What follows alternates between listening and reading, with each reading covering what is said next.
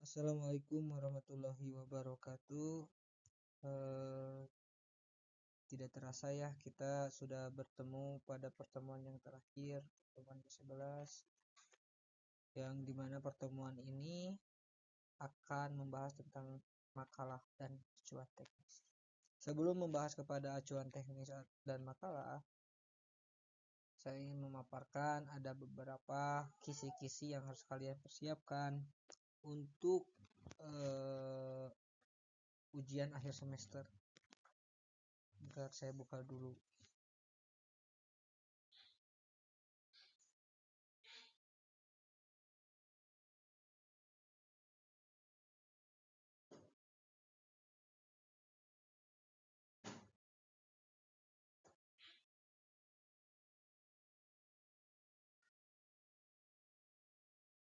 Ada beberapa materi yang dimasukkan ke ujian akhir semester, yaitu antara lain diksi, singkatan dan akronim, pemakaian kata dan tanda baca, kalimat efektif, dan terakhir karya tulis ilmiah. Jadi 5 materi tersebut saya masukkan kepada yang namanya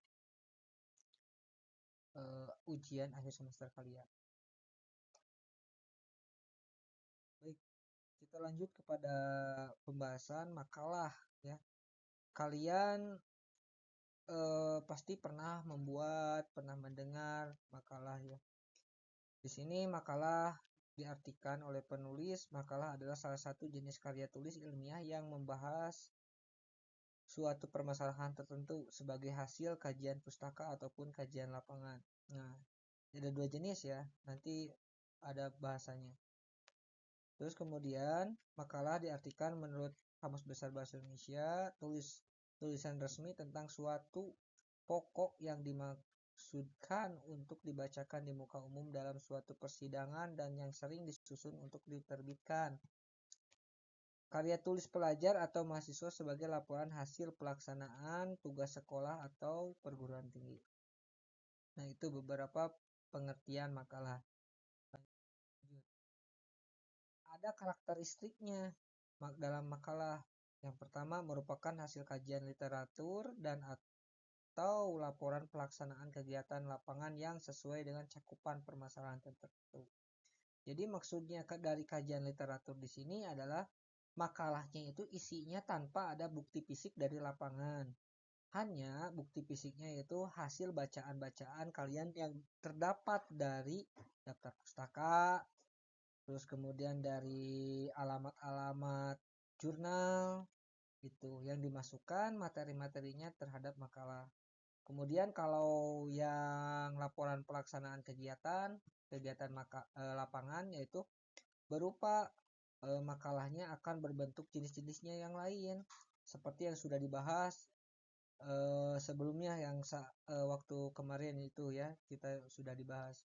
Makalah yang berjenis ada populer dan ada yang makalah umum. Nah, itu makalah yang terkait ke lapangan itu makalah yang populer yang harus dipertanggungjawabkan dengan penelitian.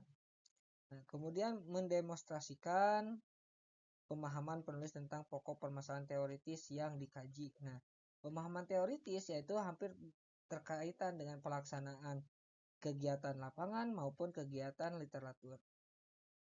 Kemudian menunjukkan kemampuan meramu berbagai informasi menuju kesatuan isi. Nah, jadi semua yang kalian tangkap, yang kalian masukkan ke dalam makalah itu tidak semuanya harus teruji oleh kalian, itu menurut kalian itu harus semuanya masuk, tapi harus kalian ramu mana yang paling penting, mana yang seharusnya tidak perlu dimasukkan. Kemudian menunjukkan kemampuan terhadap isi dari berbagai sumber yang digunakan.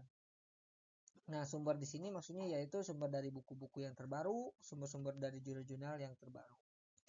Jadi makalah itu harus terbaru isinya. Jangan kalian mengambil atau mengutip materi-materi yang sudah lama, terkecuali dengan syarat harus ada buku babon. Buku babon itu yaitu buku induk yang pertama kali menjelaskan materi yang tersangkut atau terkait.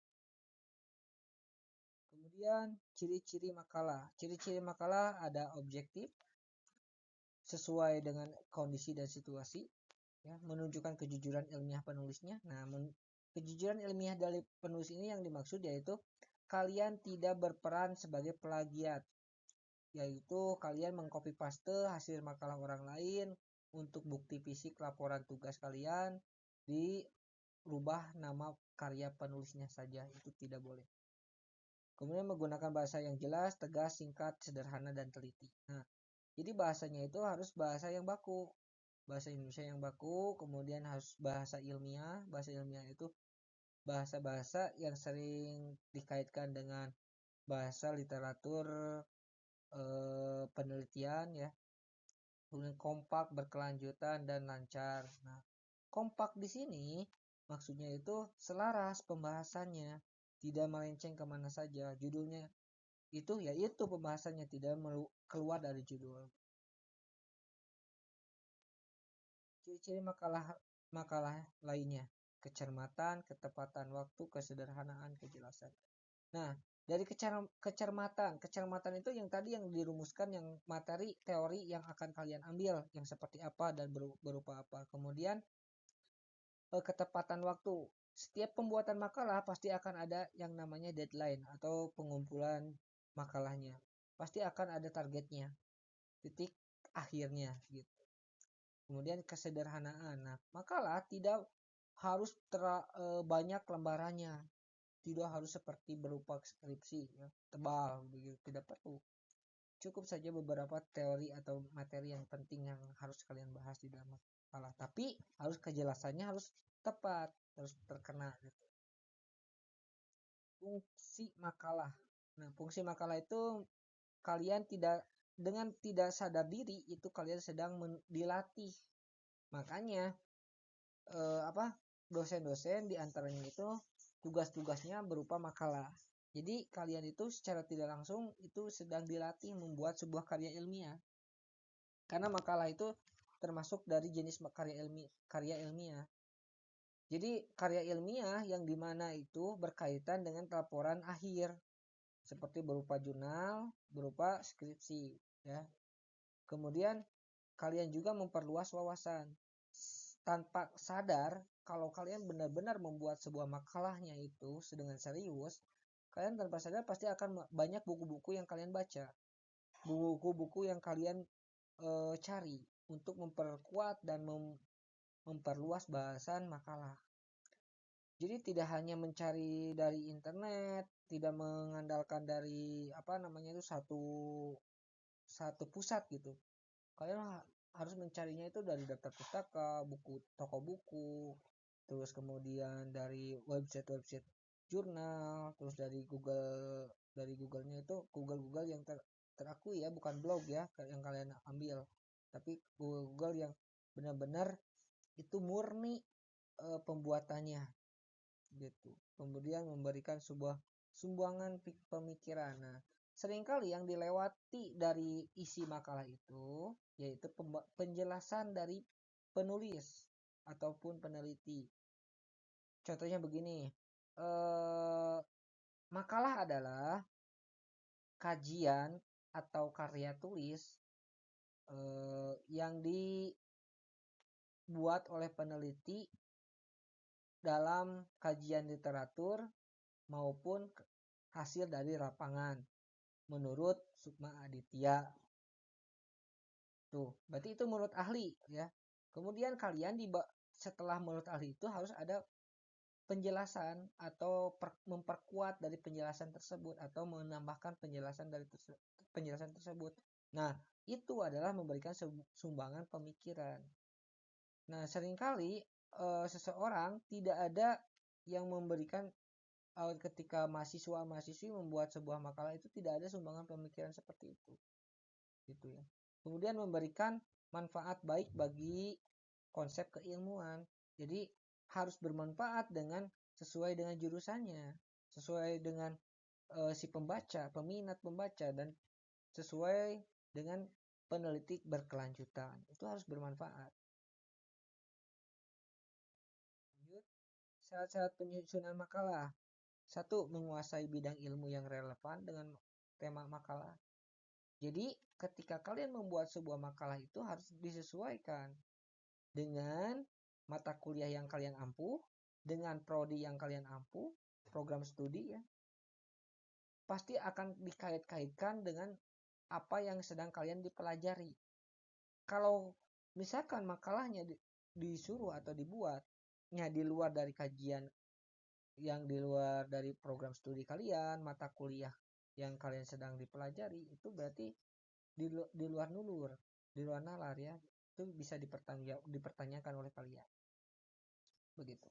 Kedua, penulis menuliskan gagasannya. Nah, gagasan itu adalah ide utamanya. Ide utama yang berbentuk terbaru yang terbuat murni dari kalian, dari penulisnya. Kemudian menuangkan gagasan-gagasannya dan teori-teori yang secara sistematis dalam bentuk alur pikiran logis sehingga mudah ditangkap maknanya oleh pembaca. Nah, harus logis. Logisnya itu harus sesuai. Kalian misalkan mengutip dari beberapa ahli. Nah, harus ada itu bukunya benar-benar. Kan karena itu buku tersebut kan dicantumkan nanti di daftar pustaka. Nah, kalau kalian itu bukunya mengarang, terus ahlinya juga mengarang, berarti itu tidak sesuai dengan sistematisannya dan tidak tepat dengan kelogisannya juga gitu.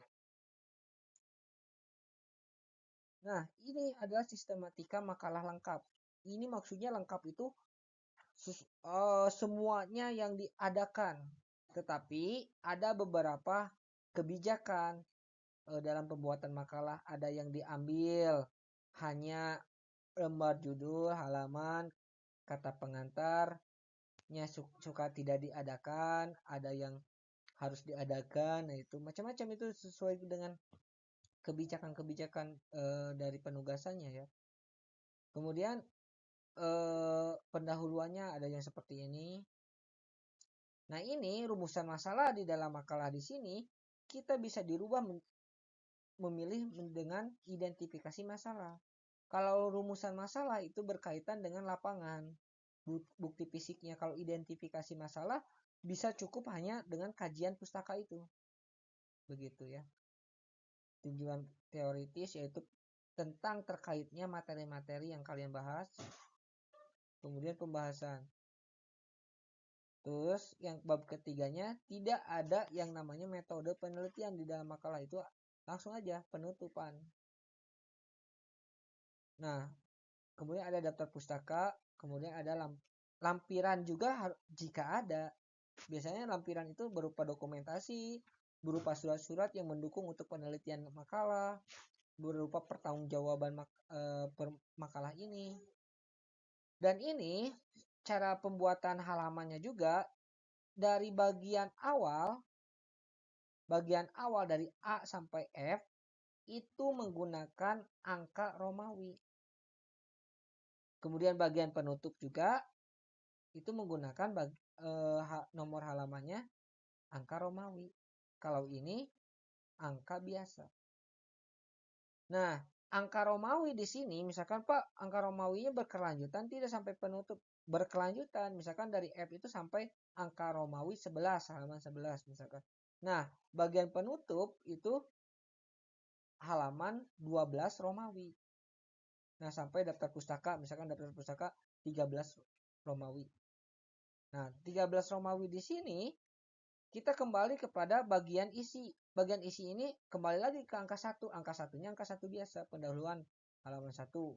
Misalkan latar belakang dan pendahuluan itu halaman 1. Biasa.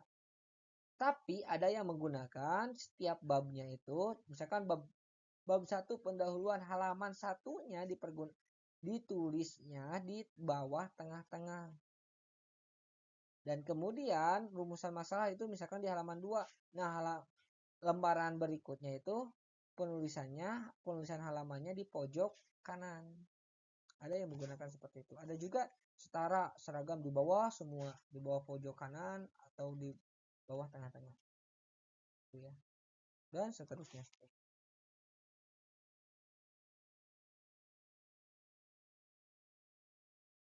Nah, sistematika makalah seperti ini.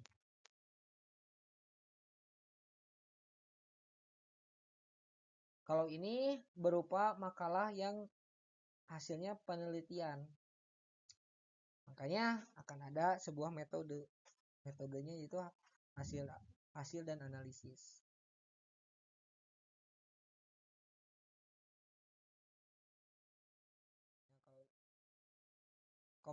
Konseptual seperti ini. Yang tadi hampir sama dengan yang sudah dijelaskan sebelumnya. Ini artinya ya. Itu merupakan makalah hasil pemikiran mendalam dan kritis tentang masalah dalam bidang ilmu tertentu. Makalah konseptual tidak mencantumkan metode penelitian karena tidak ditulis berdasarkan hasil penelitian di lapangan, gitu kan. Tetapi berdasarkan gagasan penulis yang diperoleh dari pengalaman, fenomena, fakta, lapangan, atau dari hasil penelitian orang lain. Nah, kalian bisa menyimpulkan berbentuk makalah itu menyimpulkan penelitian hasil orang lain. Misalkan menyimpulkan atau mengkonsepkan dari beberapa jurnal yang dibentukkan menjadi makalah itu bentuknya konseptual makalah. Nah, penjelasan dari makalah untuk slide-nya saya menjelaskan 10 slide. Untuk slide berikutnya kalian bisa dibaca melalui materi yang sudah saya unggah nanti di LMS. Nah, kalian bisa dipelajari di sana. Dan kemudian beberapa slide di sana ada beberapa sumber-sumbernya. Bisa kalian baca di sana. Cari misalkan sumber-sumbernya bisa boleh. Nah, itu untuk pertemuan yang terakhir. Semoga kalian paham.